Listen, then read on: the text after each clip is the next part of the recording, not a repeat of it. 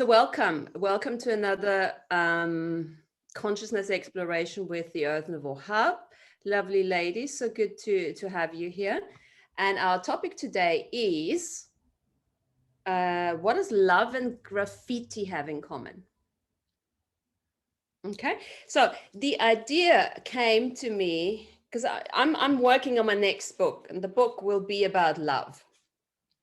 And I want this book to be different. I've looked at a couple of things, how love and relationship is defined, and it's nice and everything, but it's not really mind-blowing. And I want to bring something out or in that is covering not just the relationship bit, but much more than that. And I just started looking, so what is it that I love? And then graffiti came to mind, because graffiti, I've always enjoyed it. And when I started looking at graffiti, there are so many energies that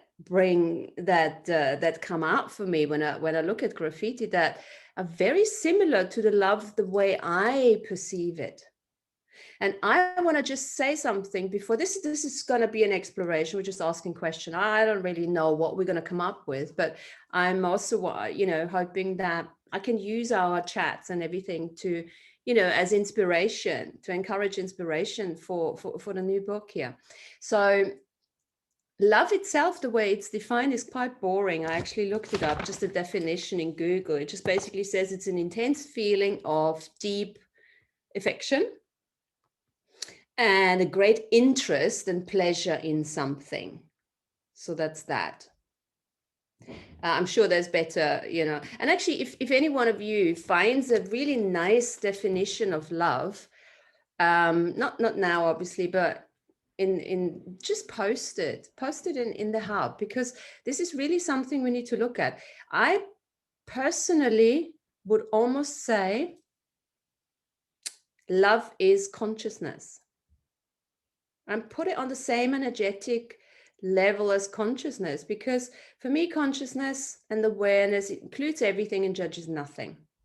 And love is sort of the same thing for me, because it is that fabric. For me, it's the fabric of where everything is created from. We can call it sound, we can call it light, and we can call it all of that.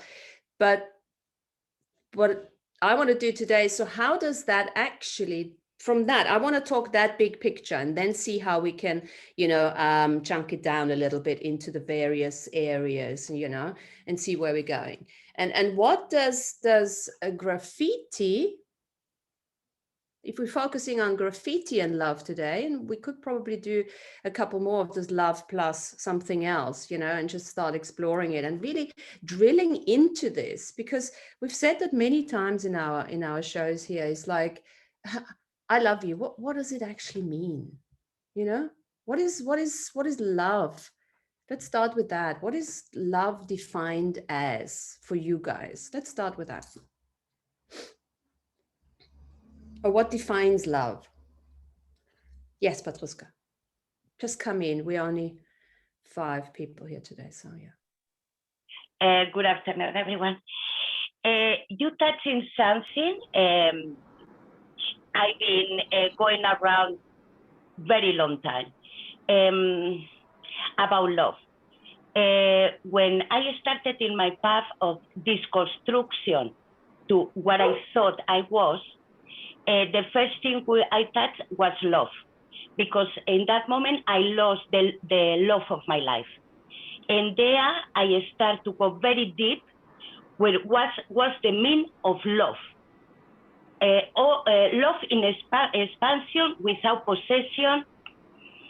And I started to realize that what I thought was love, it wasn't love.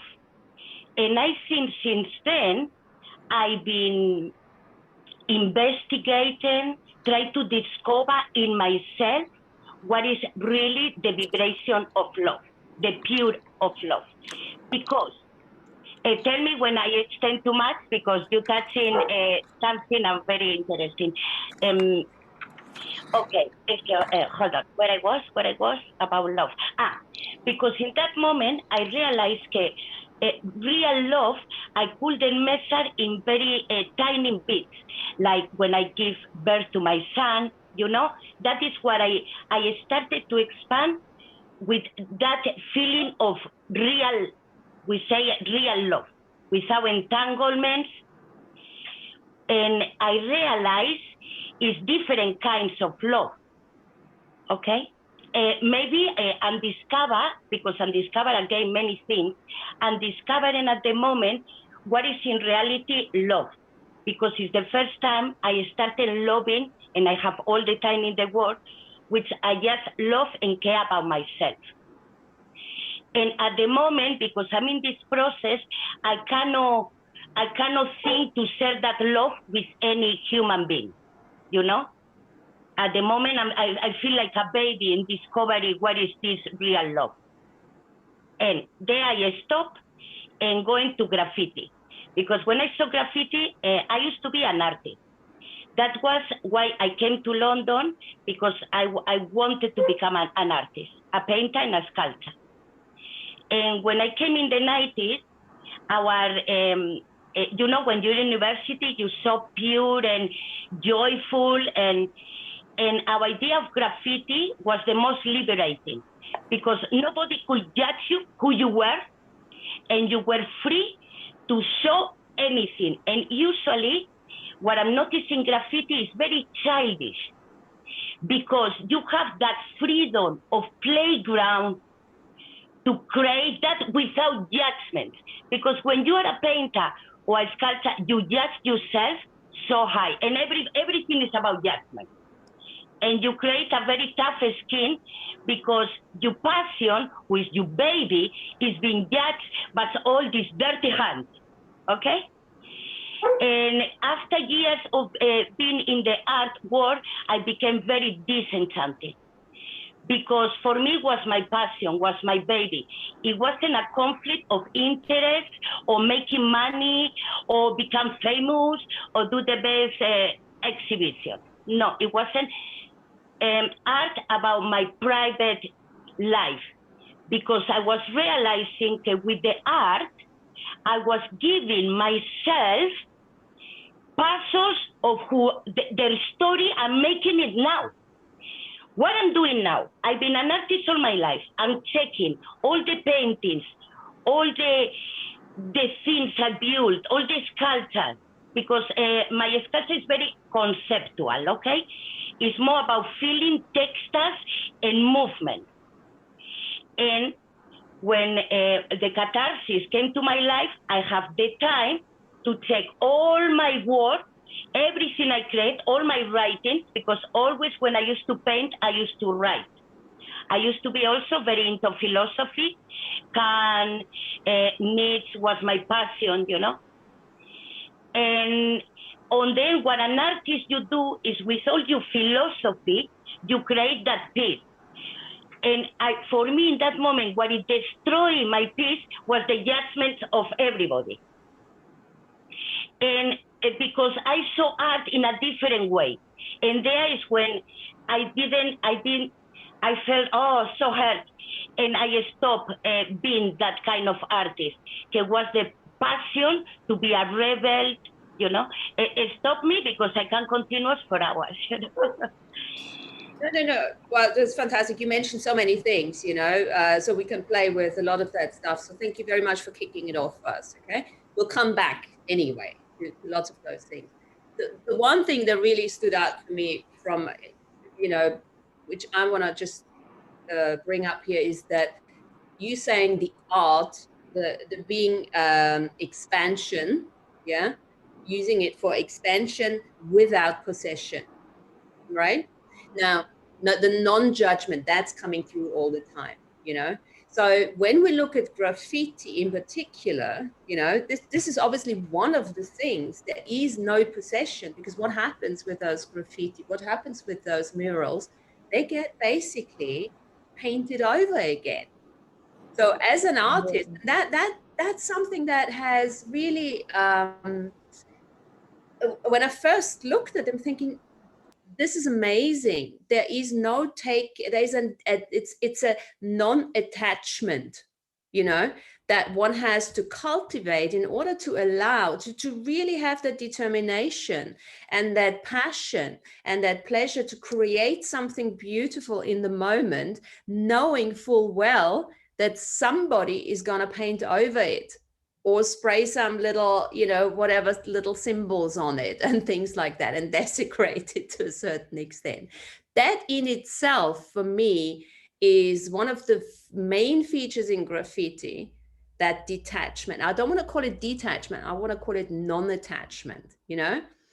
And you use the giving birth, you know, it's the giving birth to your son. It's like, that is, again, giving birth to a mural, let's call it a mural here, to a painting, giving birth to a person, but then being able to not attach to it. Now, is that a form of love? To be able to not attach to any of that is probably, for me, when I look at it now, the highest form of love. I agree. Yeah. It's like you don't even need words for love. It's not even like, you can't really define it for me. I've always questioned it, but I think it's more of like, you can't put it under one thing. I you know, I love you because you're my mother. Like, you can't even do that. Like, it's like there's just a connection that I feel, like this openness and innocence of people, and I don't need to say it to them to feel that within me, within them. Yeah. That connection that that you just mentioned is part of that fabric that we call love, that we call consciousness, right? It's where we could take it into that oneness arena, where whatever we are expressing through it is now through giving birth to a human being, or giving birth to a drawing, a mural, in the knowingness that it will die. Yeah, I mean, that's the whole process. That is, Yeah. love is defined by death. And you know, this is that om. It's the om sign itself. When I sound it out, I say the beginning of life, the sustenance, and then the death of it, which is part of it, which is part of love, which is part of consciousness. Shoba. Yeah, can you hear me? Yes. Super love. I think it's a great question, because when I see graffiti, it's somehow so in your face. You know, it gives you just that moment of total wow, and there are no words for it. Later on, seconds later, maybe an opinion comes up, but in the beginning, it's usually just wow, and there's an impact with it. And then I was thinking about now, sitting here, because I'm in my shop right now. And I was thinking, what is love when someone comes in and tries a piece of jewelry on? And something happens when a woman puts a piece on and she's not present. I don't know where she goes, but something mystical and magical happens that I stand outside of. She's on her own journey. And I think that's what is called the sacred neutral. There's a point there where nothing can touch you. You're on your own. In that, you named it with consciousness. I think that's probably a great place to start. What is it? Love is consciousness, because it's undefined. And I find that we've been so controlled by trying to put names for love. It's like trying to put it in a box and tie it up. And it's something that it's unlimited. It's unlimited, and it's there is no time attached to it. And this is the interesting thing, because that's the oxymoron in itself, because in order to acknowledge it for what it is, we have to put a time stamp on it, and at the same time we have to let it go.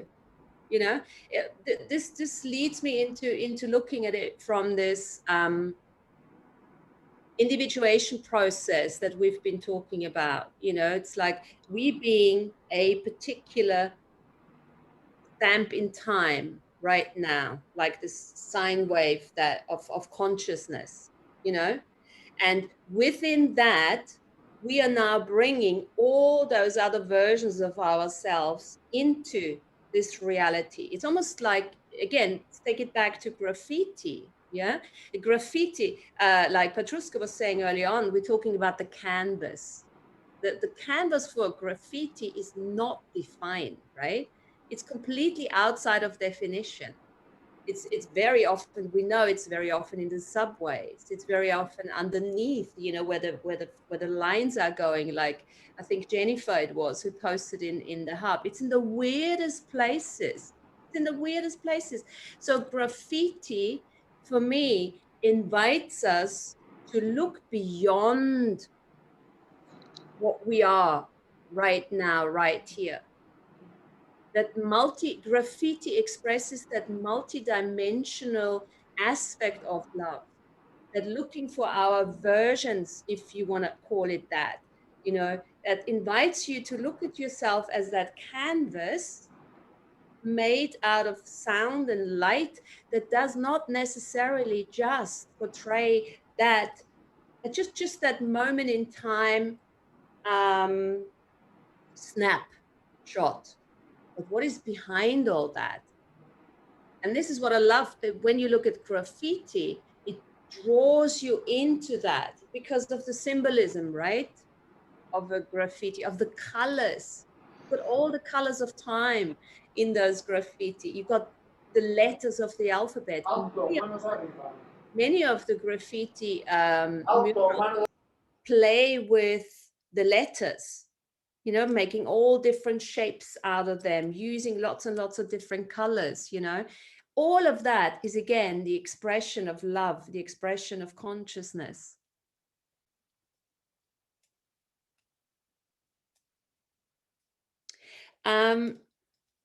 Shoba, you brought up a mural, a graffiti being in your face, right? Most of them are slightly, first of all, they're sort of illegal, right?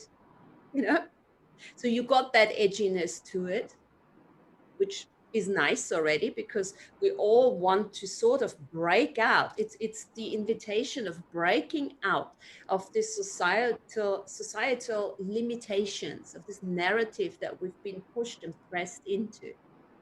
And again, what does that lead us towards? I just always want to make that connection, what we're talking about. Graffiti invites us to actually step out of the limitations, use the much bigger canvas that is available. And I'm going all the way multidimensional canvas, yeah, reminding ourselves that we are so much more than that. And also looking at the defiance of this narrative, not from a fighting perspective. What does defiance mean? It's resistance, right? But from that word resistance, I like defiance more because the energy is much bigger than resistance. Resistance is very much fighting, right? Defiance is a completely different energy for me. It's like everything with resetting, recharging, reinventing, right? Revolution, you know, all of that, right, is love, the way back to self-love. We need to go into that love revolution, right? Removing, yes, we need to go back into that self-love revolution. And that's what happens when I look at the graffiti, and it doesn't even have to be super, super well done. That's what I get. That is the invitation for me.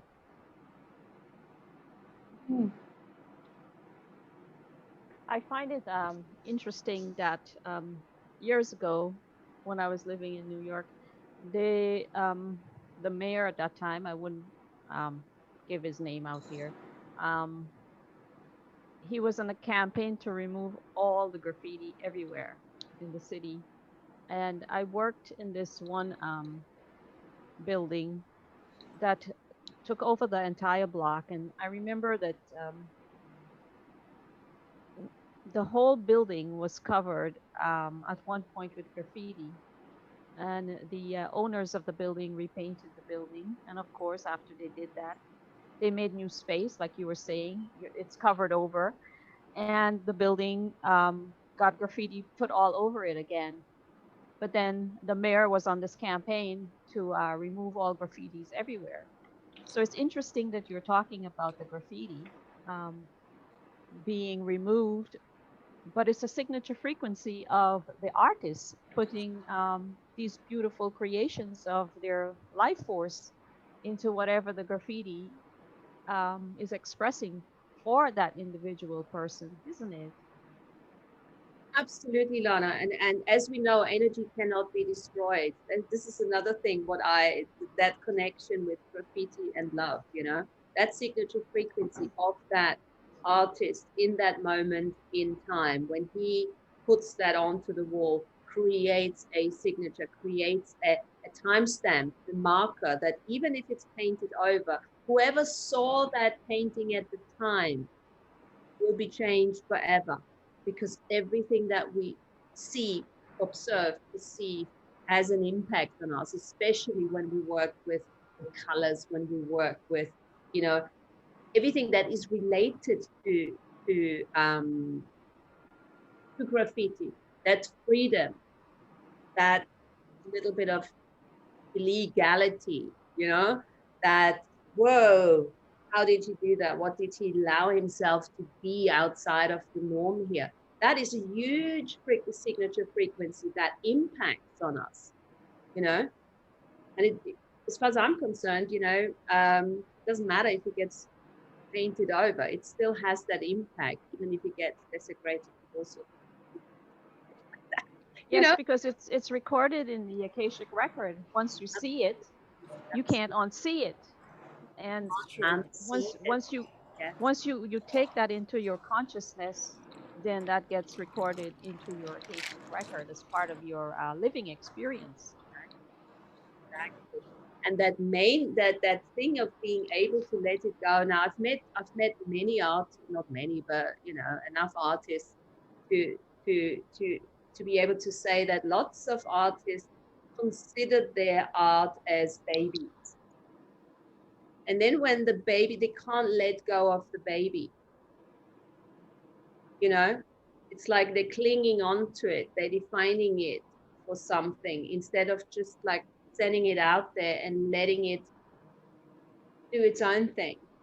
Because, as we know that everything that we create, be it is now a book, be it is now a painting, be it is now a poem or anything, it starts having its own consciousness.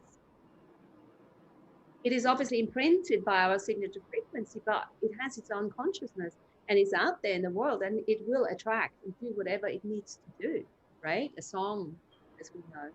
Yeah. Yeah. What I was thinking here for a moment is that why were they on such a huge campaign to remove the artwork that was placed by so many different artists Well, in different places? absolutely. Remember, I mean, that started in the late, graffiti officially started in the late 1960s. It was in New York, as you say, and Philadelphia, just Yeah. a bit I've read about. And of course, it started the love revolution, the Yeah. coming out there and doing what you want to do. And a mural is something, this graffiti art is something that no matter how many limitations you want to put onto it and laws, it will speak for itself. It will go beyond any boundaries, right? Yeah. It is, for me, it's pure love. It cannot be defined, right? Yeah, because the artist that created it, um, it was created from the heart of the individual that did that. It's Mm, true free will choice that they actually created the artwork, mm, mm. isn't it? Yeah. And then domination and control comes in and say, no, you can't do this. We have to remove all of this. You're desecrating everything, So Exactly. And that's the thing, what actually, the addition to that, and that's what makes it different to any other piece of art that is being sold for millions of dollars. And I'm not saying graffiti is not being sold for that as well, yeah? But when you have true graffiti, there is none of that behind it. So that's why it's untouchable, you know, because you're not doing it for the money. You're not doing it because you, you want to keep it for the rest of your life. It's actually just done purely for the moment. There's no competition behind it. There's no hierarchy behind it. Yeah. And all these things, it's a true expression of what we are actually talking about. This is what else is there in this world that has that already incorporated, that speaks for itself, that speaks so beyond the norm. Well, of course, Lana, as you say, this is a huge, what's the word? A threat. I think graffiti is part of the threat, like art is, like songs are, like, you know, how many artists have been sort of persecuted because of their songs, you know, they speak the truth. Think of Michael Jackson, what happened to him? We don't know, but hey, we can somehow think beyond what we've been told, right? Yeah, that's correct. But I want to say something funny here is that when I read your post on Facebook,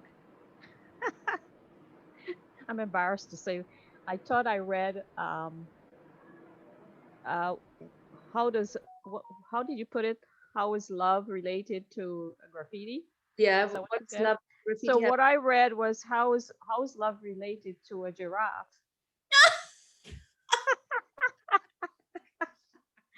I was thinking, what an interesting concept and show today.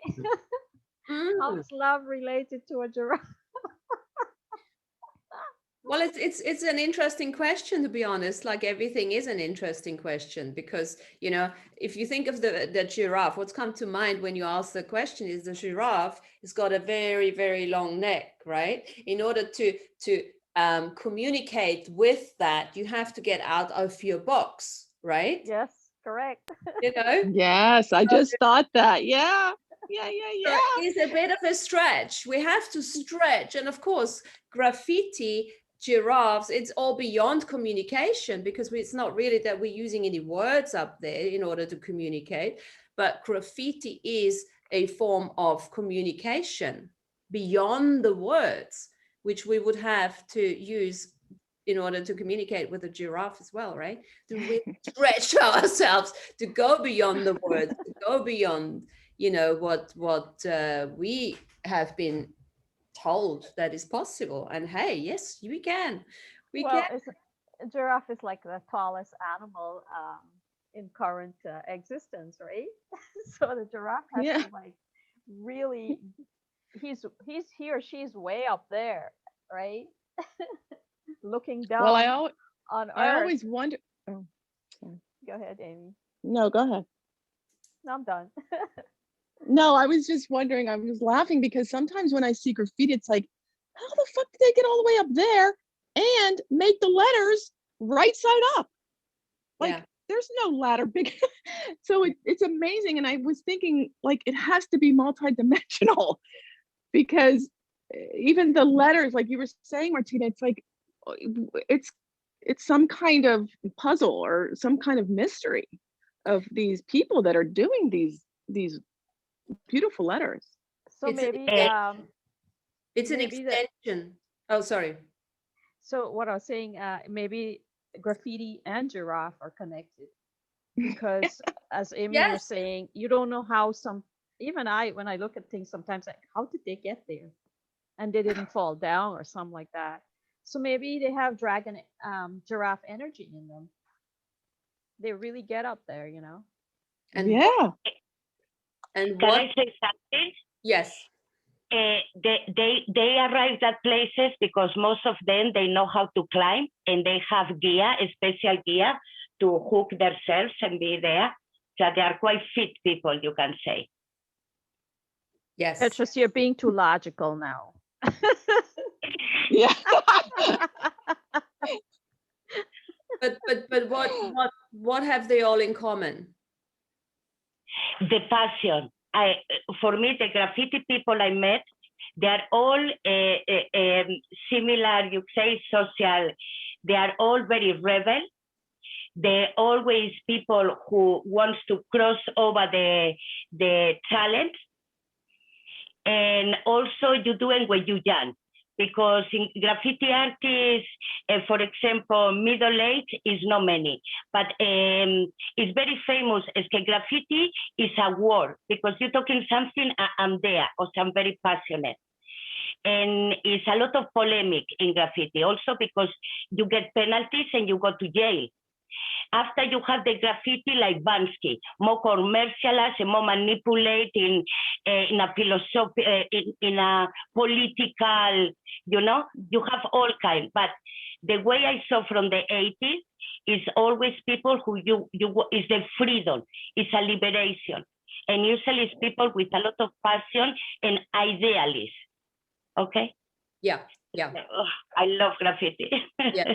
It is a very individualistic expression, which again gets us back to the individuation process.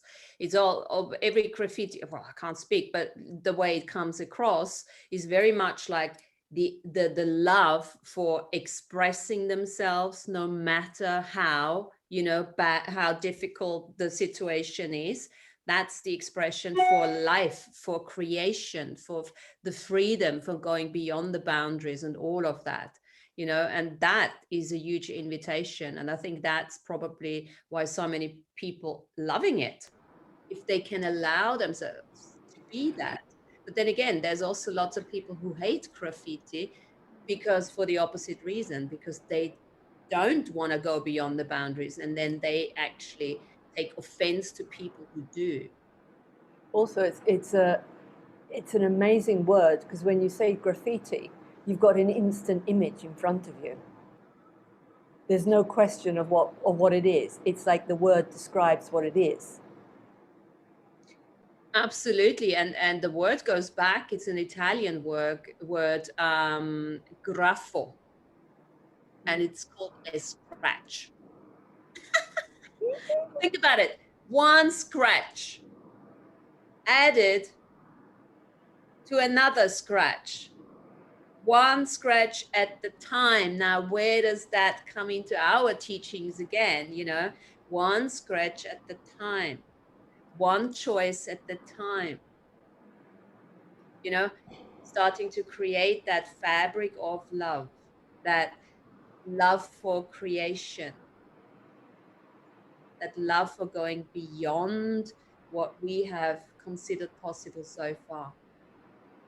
Scratch becomes I love that, Martina. Yeah. I love that, because sometimes when I'm drawing, I will just put a line to see what I create from that one line. So that's awesome. I love that. I could call that my graffiti. Instead of drawing, I'm going to call it graffiti. Yeah. Yeah. It changes the energy of it. Like, drawing to me is boring. Like, you know, let's do some graffiti. Yes. Come on. And it's so interesting when you start. I mean, probably everyone on the course here, on the call here is some sort of artist, you know, doing little doodles. I call them doodles in the beginning, Martin. But it's quite interesting. It's very therapeutic to start doing them, because it's a bit like what Amy says. You know, I was like, oh God, what I'm going to do and how I'm going to do this. And no, I had to force myself, just make a circle, right? That's it. And then allow things to come, allow things to grow from that circle. It's been a very therapeutic process for me. And I think any type of graffiti, any type of artist uses their art for that therapeutic setting, you know. And then also not being attached to it.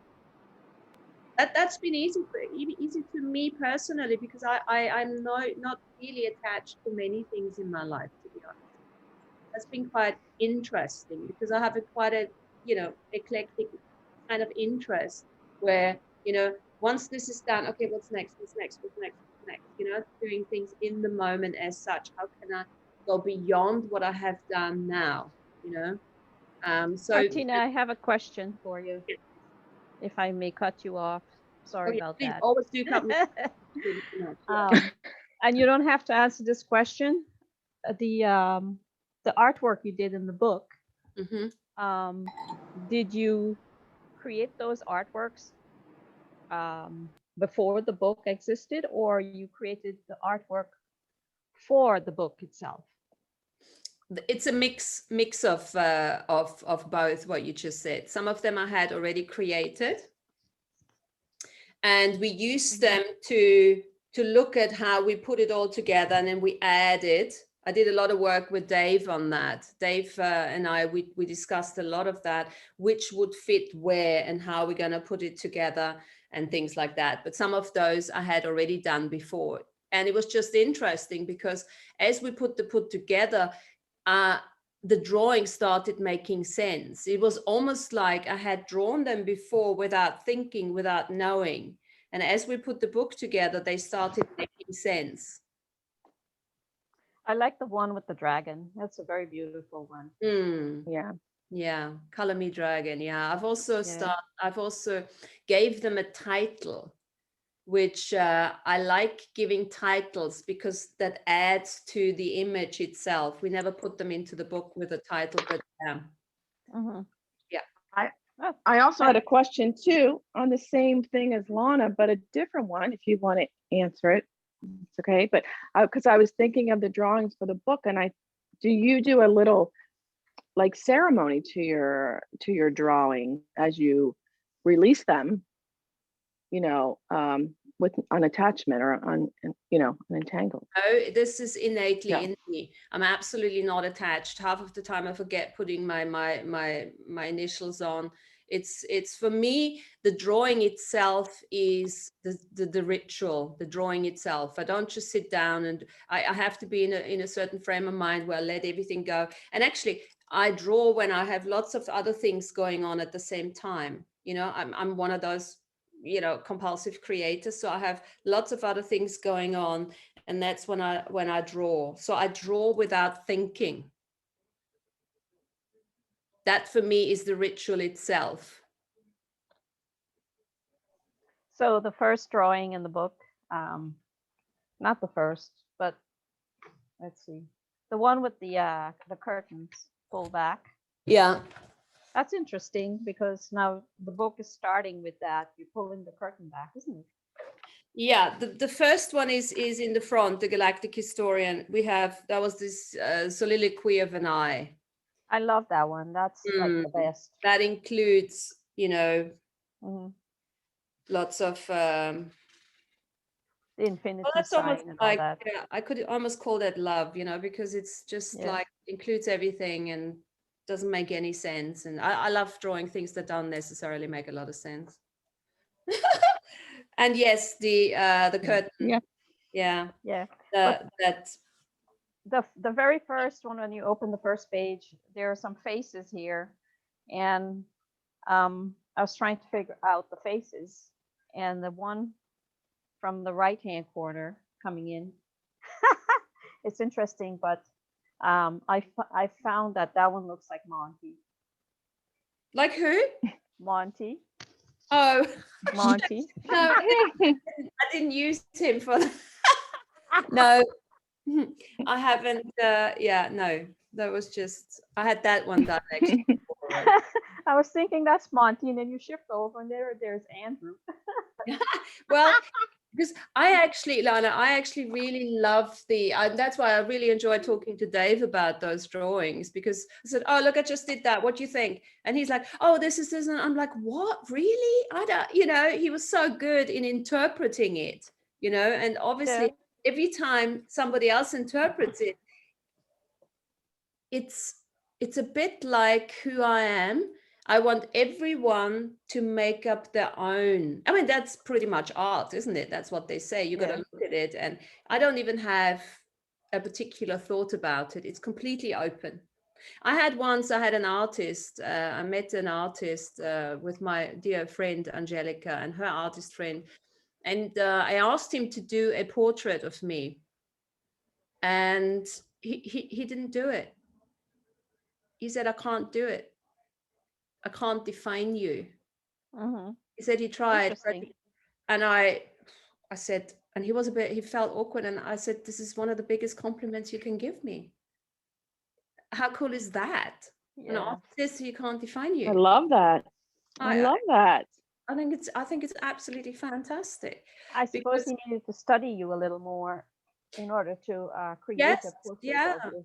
I mean, I And he gave was, him free reign. I said, you can do whatever yeah. you want. But now he said, no, I'm not doing it. I said, okay, cool.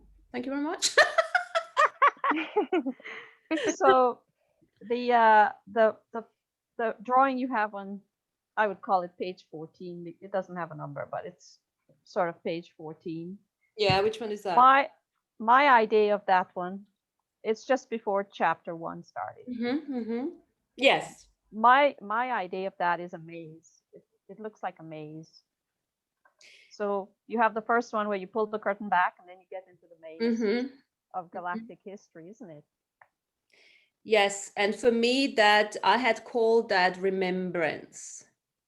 That is for me a very ancient sense. If I look at that, it's almost like the maze of all the different lifetimes going back and to the very simplicity of just being. That is actually inspired. I have been given a beautiful painting by a very dear friend of mine from Bosnia when I lived in London, and he's an artist, and he sent me, and that inside, that was, I just love that. When I looked at that, for me, this is very, very ancient, going back to, I don't know, I don't want to define it, to be honest, just remembrance. It just made me remember something. It has also, you say remembrance, and it has like a membranic texture, you know? You know? When you say, sometimes the words, they play together, you know? Sometimes for the words, I don't know, it's like you hear another thing, you know? And it's very membranic, and you know, it's like a mucus, I don't know. When it could almost, like, if I look at it now, it's almost like it could be considered an avatar in the middle, and then, you know, the maze, as you say, Lana, going out into all those different versions that are connecting to that marker in time, you know, that type of stuff. Yeah, reality. So yeah, you can actually name that picture the multi-dimensional maze of remembering. yeah. Nice. Yeah, that's what I expressed through the name, the word remembrance. That's what I felt as when I called it remembrance. Yeah. It sounds to me like a membrane all the time. I don't know why. Remembrance. Yeah. Yes. Yeah. Well, Okay. we are in the great Dreamtime remembering. So the multidimensional maze of remembering is here now with us. Absolutely. And again, what is all of that? What is that inviting us to look, to cultivate and look at? It's the love, right? Yeah. You know, redefining what love is. I mean, the big thing of self-love. So the art of defiance, which we said earlier on, and I think it was Schober saying, you know, it's in your face. The art of defiance is that resets, that all the re's out there to allow ourselves to become who we are and who we've been and who we will be continuously. You see, this is the other thing. What links love to graffiti for me is the word entropy, because the murals, the entropize, is that a word? That, you know, through the elements, you know, they're gonna get, the color gets less and changes, and people draw on them until somebody else comes and completely paints over it. That entropy, which is, for me, it's entrope, transformation, change, right? I think it comes from the Greek word entropy or something. Just complete transformation.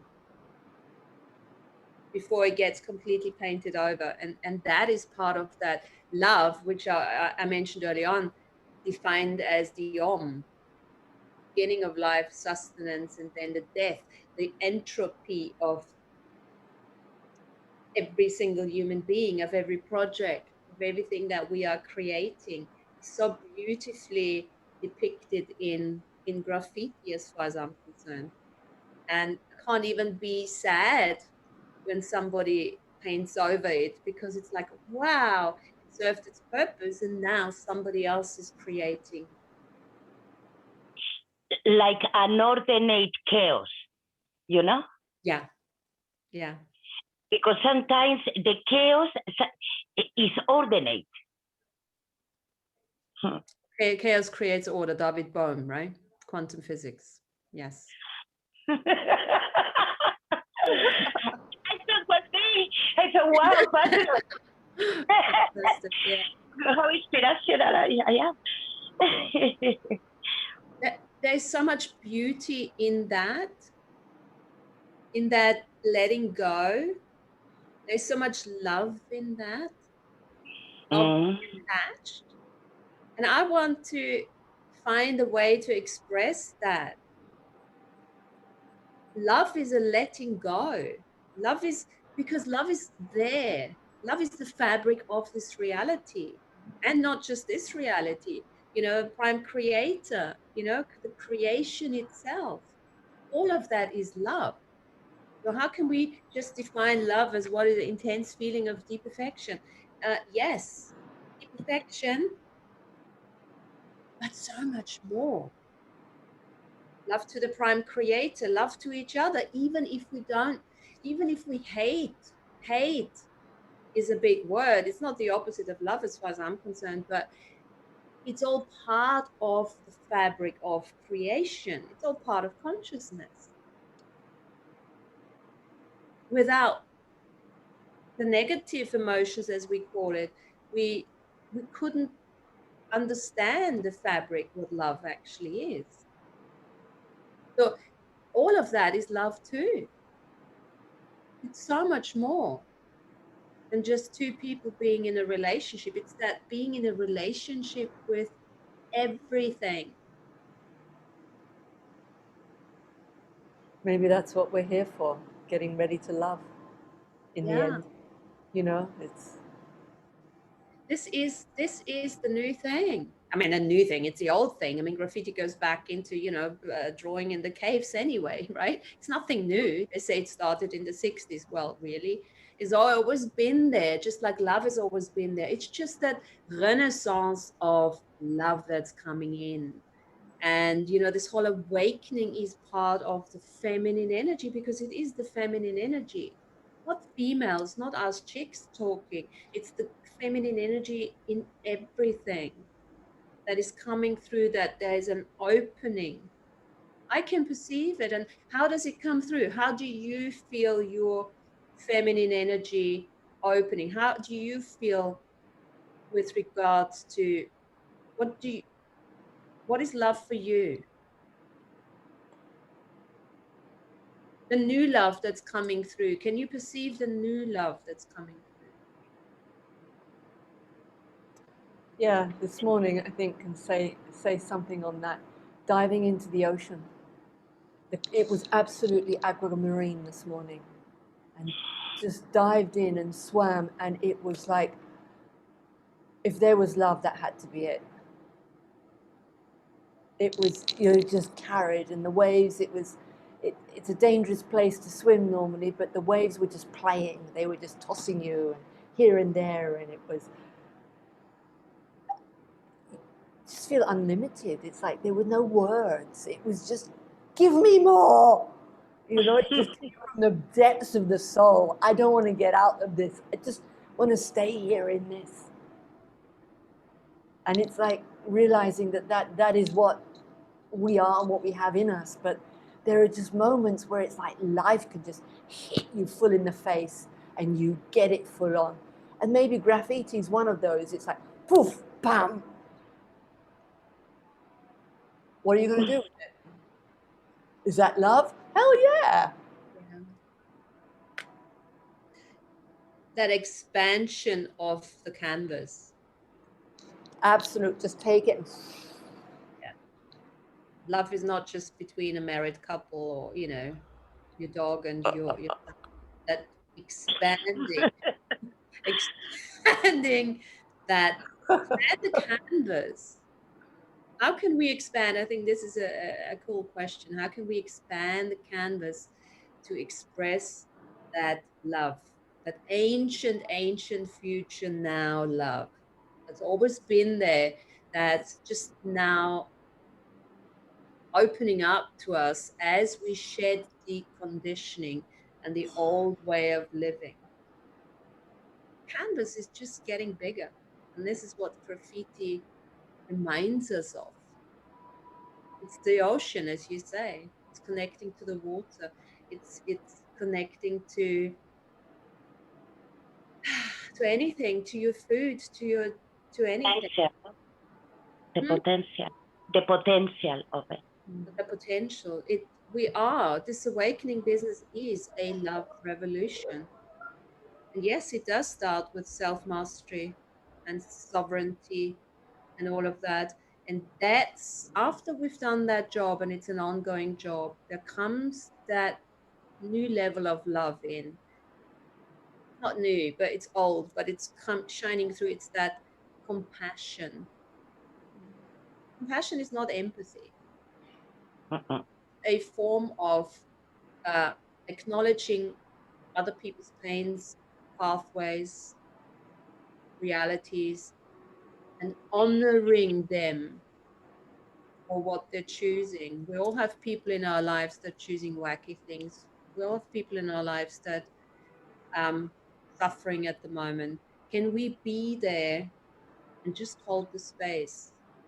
Be that love without judgment, without even finding a solution. Whatever they're choosing, they probably don't need a solution. They just want to be supported for whatever they choose right now. And you might have 1,000 solutions going, but are they really required to even to be expressed? Lana, have you got your hand up? Yep. So I wanted to say that in some shows way back, I had mentioned, I believe, and I could be wrong, but I had mentioned that I felt like love was the archetype of this universal being. And when you think of love in that manner, you can feel the all encompassing universal love because it overarches everything and is what the essence and the soul of the universal prime creator is wanting us to experience and learn about. So we get the fullness of the understanding of what the feeling of love really is. And I wanted to move from that. Back in late 2018, I was listening to a radio show, and I don't believe if I should say I believe it was on Wolf Spirit Radio, and I don't know if you guys are familiar with this guy named Audrey Ewis. Anybody ever heard of Audrey Ewis? I'm not going to go into his history, but apparently he is a Pleiadian, and he came to Earth, and his ship with his companion crashed here, and he was taken. But then, through experience and history, he was able to free himself from there, and he was on this radio show, and the host of the radio show asked him about love, what was love is. And it's interesting that the subject today is about love, and I opened my notebook from way back then, and the first page I opened up to was this note that I made about what he said, his idea of what love is. So this, if the Pleiadians are listening to us right now, this is from the Pleiadians. And This is what he had to say, and I'm reading from my notes here. Love is the foundation of someone else. I'm sorry. Love is the fascination of someone else, the caring of someone else in their entirety, all flaws and perfections together. When you love someone, you love much more of who they are and what they are. You love them as a being from the inside their soul, the connections between them and the frequencies. Love is a very high frequency. That's one of the most powerful things in this universe. Love, happiness, joy, peace, all of these things are high vibratory in intentions that you put out in into the universe, and these things allow for people to unite, not just one or two, but a collective of people loving one another. And that Beautifully. was his message about love.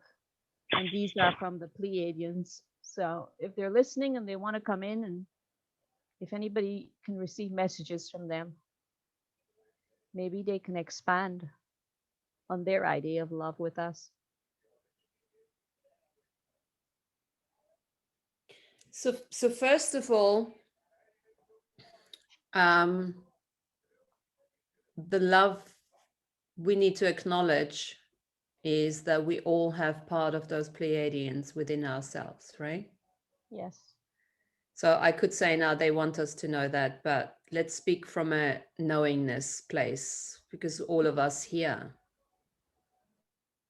have Pleiadian shards and parts and avatars, and versions. We've lived on those planets. We've, connected with them many, many, many lifetimes. Interacting with them. Yeah. Interacting with them now. We are them. Okay. And We it seems to me like they wanted this message out, because otherwise, why would I open up this notebook on this very page today? absolutely, Yeah. absolutely, and thank you for that, because Yeah. Pleiadians, that energy is very much connected to compassion and to love. It's actually very much that energy of the female opening that we're going through. That's very much associated to that. Yeah. Yeah, what I felt was that and my heart is like, it just feels so open right now, and just so like it's beating. It's like I can feel it, but I felt the words are, like there is no effort in love. It's effortless. There, it's all about like the trusting that it's there already, Yeah, and it's effortless. it's pure being. But then, of course, we're living in a hologram where we are continuously creating, you know? So it's that combination of being and doing and having, finding that balance between all of that, you know? I mean, even if we say, okay, love is just pure being and there's nothing, we have to do, that doesn't necessarily, it's just not useful, because it could be misconstrued, could be misunderstood, that action is not required. But what if daily loving action is a possibility without that energy of force behind it?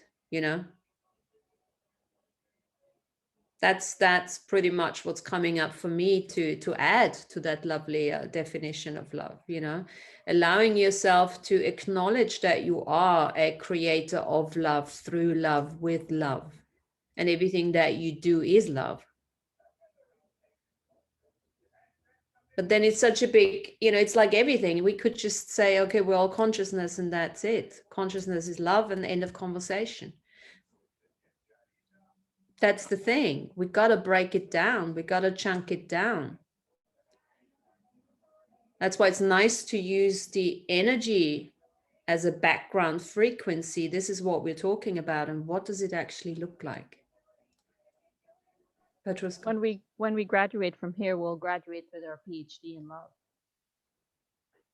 Yep. This is the hardest school to learn about love Yep.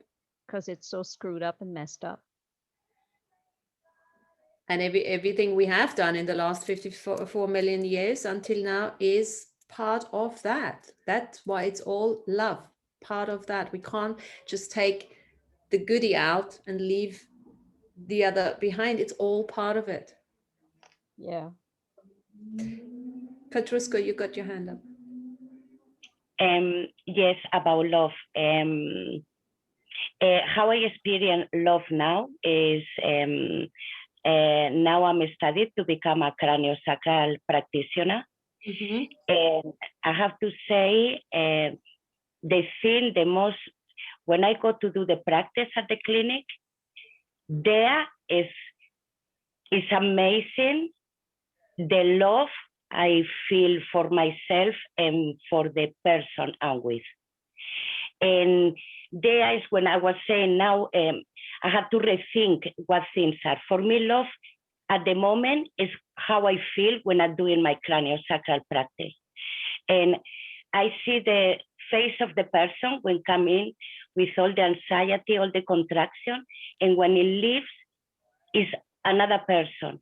And just to be there, be the facilitator, it's amazing. That is why it's all is compassion, is all in twin, you know? It's amazing. That is for me what is, I can describe is love, is that moment of holding a space. So may I invite you to expand the canvas here, right? The canvas, you doing your craniosacral. And expand that canvas now into how do you get to that place? How do you get back from that place? You know, in the car, in the subway, you know, whatever that is. Just expand the canvas, because that love, you're already on the way there, on the way back, sitting here right now. And that's where, you know, by acknowledging that we are love, even if we're not doing the craniosacral, just not saying anything, just being there, not even having to hold, just being here, just having chosen to have a body is an expression of love. To be present, because this is one, that is the most difficult thing I'm learning at the moment, and is to be present. And this work, this therapy is to be present. And I'm learning so much about myself. And this morning, I just wake up, say to myself, you must be present, Patrus, you must be present, you must be present. Because that's my thing, is to be present at all the times, you know, which I think for me is huge, that, okay, it's a huge thing. Mm-hmm, mm-hmm. And I think that being present is actually by engaging in an activity, by engaging, be that now healing or drawing or walking or anything, and doing what we do it now. Mm-hmm. Exactly, doing it with full awareness, you know. And also, I think we can take this to the next level, because we've obviously been doing this kind of work, understanding more and more of our multidimensionality. Because being present, what does it mean from a more expanded perspective? Means that we are starting to connect to all the versions, to all the multidimensional selves. And the more we do that, the more present we are going to be. Now, that's not something we can see. Yeah, it's not necessarily, you know, but when you do the healing, what I've started doing now in order to keep more present, I used to, like with the Bowen, for instance, yeah, to use a therapeutic setting, I used to use the moves by themselves to keep me present in my body, knowing that it doesn't really matter if I really move there or there. I always knew, you know, it doesn't really matter, because, you know, how we know now that so many people have the organs in different places and the muscle. Does it really matter? You know, I could just stand there and do absolutely nothing, and it would still create a healing, because I'm a healer, right? But it helps me to keep myself present. Now, an additional thing that I'm doing now is I'm expanding the canvas to bring the graffiti back in. I'm expanding the love.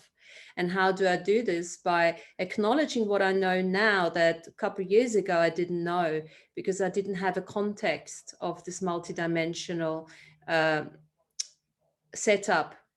So now I'm expanding out. I'm asking the hubs of interconnectivity. I am, and that is just a choice. I'm just saying, I'm creating a field of plenty. I'm creating a field of unity now.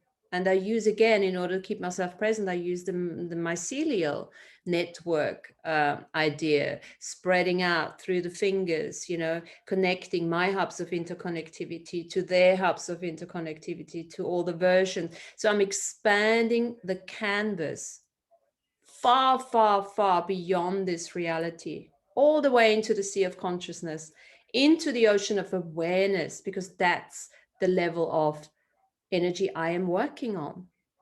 And all that is just an acknowledgement. This is what I'm doing. And that's what graffiti reminds me of. It's like, what the is that? Oh, right, think outside the box.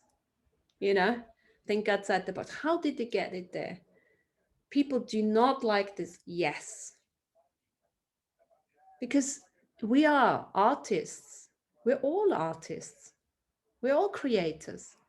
And the more potent we become, I'm not talking monetary terms now, the more people will dislike us to a certain extent. Yeah? Just like a graffiti artist. What the fuck is that? Because there is this jealousy that is still there.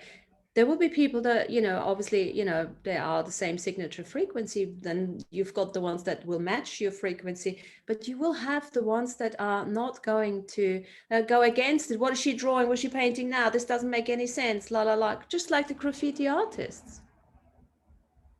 There's something actually, I went to the Banksy show, but you live in London, right? There was a Banksy exhibition the other day. And Banksy is obviously a graffiti artist. I mean, he's made it. He's got millions. But one of the things art should comfort the disturbed and disturb the comfortable. Absolutely, absolutely. Disturb the comfortable. I love that. Are you willing? Are you willing to disturb the comfortable and comfort the disturbed? That's Yes. fascinating. Yes. Yes. Totally. That's love. That's graffiti. It's simple, right? It's thinking outside the box, expanding the canvas. And also there's another element. Sorry, let me just finish that and then Petruska, you come back. The talking about canvas expansion and everything. The using natural canvases, right? Using outside and everything. Another invitation here is to get us back into natural living. Saying middle finger to Industrial Revolution, right? Everything has to be this and that. No, back to natural, back to cave paintings, but not even in the cave, outside the cave. It's that, taking our birthright back of being natural creators in a natural environment, outside of corruption, outside of all of that. That's another link. And do that because that's love. That's love too. Warriors of love. Line up. Yes, because graffiti is very primitive, It has something, primitive, very primate, from ancestral, Yeah. Love this conversation. Love it. So I feel like the Pleiadians are really pushing my buttons here. Go for indirectly. it. You tell us. What do they say? they want me to insist on saying something from the note I made here. And I think that the part they're wanting me to really get out to us is that when you love someone, you love them much more of who they are and what they are. You love them as a being from the inside their soul. And I think that's what they want to read to really say. You love them from inside their soul. So you're really getting to the essence of the individual. And when you get to that essence, it's like really grounding yourself to the source, love itself, connecting to all people, all beings, all sentient life forms. So you're going inside the soul of the being. Beautiful. And I think that's what they're really insisting on us understanding here. Yeah. It's a multidimensional Which layer that means we to me, haven't gotten to yet. So we're digging deeper and going really further down or further up into the really the universal essence of all sentient kind, all life form, even a rock.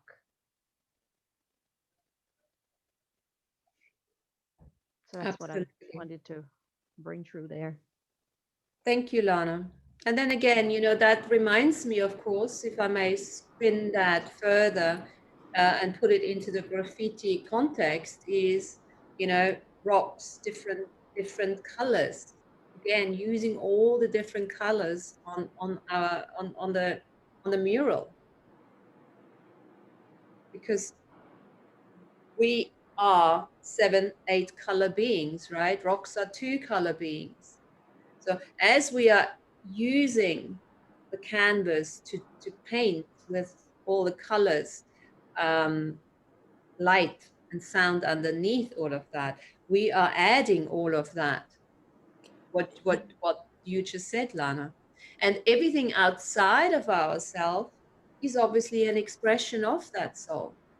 So the invitation is to keep creating. Keep creating and allow yourself that principle of the graffiti, that entropy, that everything is going to transform randomly, right? Through the elements, through other people drawing over it, that freedom of not being attached to it. And having your bottles of paint in your hand and go wherever you want to go and just start painting, right? All you need is your paints to make a scratch. Graffio. Let's scratching and around. I love, yeah, and I love the use of sidewalk chalk. Oh my God, that is fun. That is like graffiti on the sidewalk. You can go anywhere with that. Uh-huh. Uh-huh. Especially when you're with children, I love to see what they draw with it. Yeah. They might copy mine, but then they'll expand on it. And Yeah. then, it just goes on forever. As much space, they need a lot of space. So that's fun for me. And also, I'm sorry. Go In a ahead. way, you can say that the graffiti, how do you get those colors? It's ground up rock. You're coming right back to the elementals again, right back. It's a full circle, isn't it? Yeah, full circle. Yeah. Grounding up the rock. It's like, look, I got a bit here. This is aquamarine, which we're going to do some stuff with. That you ground up. That was a true blue in painting. Yes. It's like back to our rocks. Wow. And Shoba, as a child, I used to write on the sidewalk with chalk. There used to be slate sidewalks, and I would grab a rock and write on it. Like, you're bringing back a lot of memories, Martina. Good. That's the whole plan. Yeah. That's the plan. And all of that is part of love, is part of that expression of that individualistic nature, which again is like graffiti, expressing your individualistic nature, speaking up, speaking out through your art, through your creations, pure expression of love. Yeah, beautiful. Thank you, Lana, for what you said. because it's kind of like, how can you not love yourself from the inside out? Because with the rock in your hand, that is you. It's your tool for your expression. It is you. It becomes you. Everything. Yes. Look at your smile, Shobha. Yeah, it's like, I wow, love it. I love light it. goes on, you know? It's coming through. So it's so very often is a good way of looking at it is look around you, look at your environment, look at the people in your environment, you know, and just acknowledge all of that being that expression from that within. And then acknowledge how amazing you already are. How amazing we all are creating that. And it's like just by having a body, just by acknowledging the technology that we have. A bit like what we did last time we did that meditation. That was pure acknowledging of the breath, the potency in the breath, the potency of the technology. How healing was that? That was pure love. This is the way I now do a lot of my healings when I do distance as well. I just go into that space where I start activating my technology. Just acknowledge. There's no words. There might be the mantra or anything, but none of it makes sense. So even just sitting down, lots of the drawings that I do are healing drawings. Just by activating and not getting in the way, not letting my mind get into the way. I'm using the ego to know what to do with that and to stay, you know, that's the focus. There's nothing wrong with the ego. Yeah, the ego's there for focus, but you can take everything else out of the equation here and just allow. Now, where does it then come from? It comes from the heart. But of course, as you will read in the book, it comes from a combination of the gut, the heart, and the brain, you know? Because this is what this hologram is all about. It's about creating. There's no point to just have the heart if we don't have the mind, if we don't have the gut, because we need it all together. That's that complexity, working in equanimity, in balance. Martina, I have a question that is a little away from our subject matter, but It's love. I need, Anything is possible. yeah. Love. What is the difference between the soul and an avatar? Is it the same, or is it the words interchangeable? No, is something completely different. The avatar, So, yeah, explain what the avatar is. the avatar is you here right now. The I am and the avatar is the same. Pretty much. Pretty much the same. It's just words, interchangeable words, synonym for one or the other. The avatar itself is a magnified, a fortified I am. That is that marker point in time that calls, I wouldn't say calls the shots, but creates that connection to all the others. So not every I am, we can have more than just one I am in this lifetime, is on a celestial medium journey. Okay.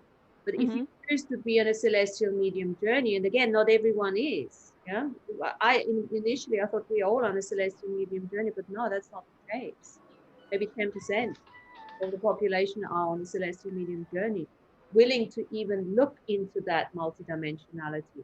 But it's a fortified, I look at it as a fortified I am that is really acting as the hub of interconnectivity, working with the precognitive sharing and everything. And it's putting it all together. That now the soul itself is outside of this hologram. Yeah. The avatar is in this hologram or in a different hologram, in a different lifetime. Yeah. There's so many holograms overlapping, happening at the same time. The soul is outside of all of that. It's connecting. because the soul cannot be defined in that. That's why we talk about soul shards. There's only bits and pieces, but it's like a projection. The soul is always projected into the I am, into the avatar, into that. That's the way I understand. Okay. Thank you for that. So any more other questions, or any more on this? I think we cover so much all the time. I mean, when I'm watching other stuff like this, never ever covered so much, and it's so easy with us. So there is a lot there. It's always worth rewatching it, and if we have more questions, we can always ask them in the next hubs we're doing. But if there's anything for now, before we shut off, not shut off, change the canvas, let's call it that way, right? Then shoot. Well, love is a big subject, it's universal, so it's never ending. It's like an eternal discussion you can have about love. Yeah.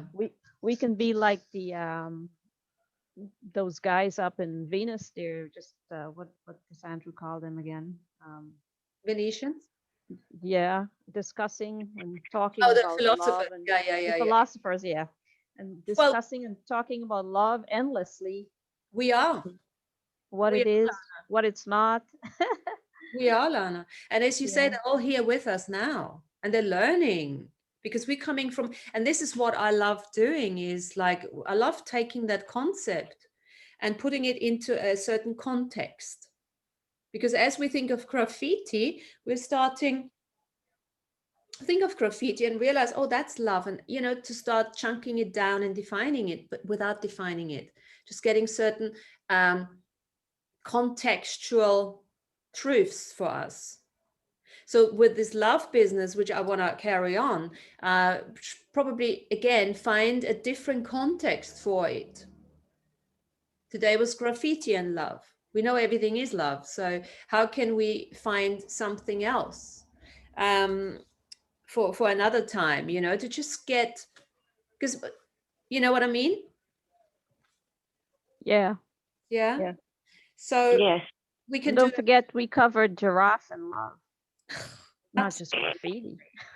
How outside the box is that? So yes, we do.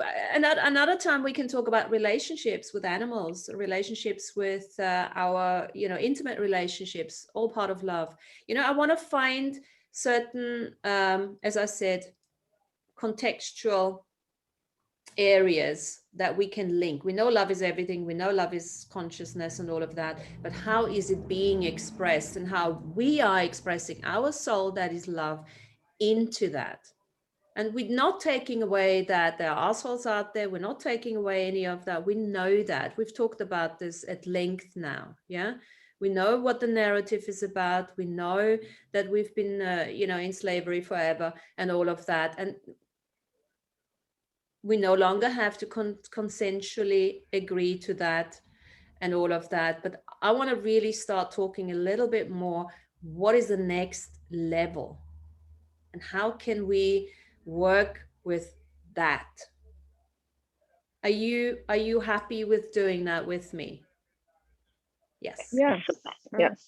Yeah. We've done many levels already, I feel, this past year. We're multidimensional, right? Yeah. There's no linearity. I mean, we keep jumping up and down, back and forth, and inside, outside the box, but that's how we learn that that's fun for us, because we are compulsive creators, right? yes. Yes. And Yes. Or we can cover a subject of how many songs have been done on love. Say again, how many what? We can cover how many songs were done on love. Songs and love, yeah. Songs, yes. Yeah. Poems, even poems. Poems. Yeah. So think about it, and if anyone has any ideas and particularly interested in it, just pop it into the hub and we'll take it from there. Cool. Nice one. Cool. Well, I'm going to let you go in love, in consciousness. Canvas and get out there, get outside the box, find your inner freedom. Don't have to find it. Well, It's there. We have to choose Bob it. Marley did that great song, One Love. Let's get Mm. together and feel all right. Here we go. Yeah. We One did that love. today. Yeah. This is a very lovey-dovey show. And thanks, We're- girls. Thanks we're for just being missing here. we're just missing the guys, you know. Oh, they're too scared. You know, you write something about love. It's like, no, they're too scared. Not a subject they can touch, huh? I know. But I anyway. think They it's have- the football. they have It's the some- football. Oh, it's the football because- too, or Wimbledon. Yeah, let's have some excuses here. No worries at all. I really enjoyed it. Thanks, girls. Have a Thank great you. day. Thank you. And Thank I'll you, see you. Martina. Okay? Take care. Bye. Lovely gathering. Thank you. Bye. Thanks. Bye-bye. Bye.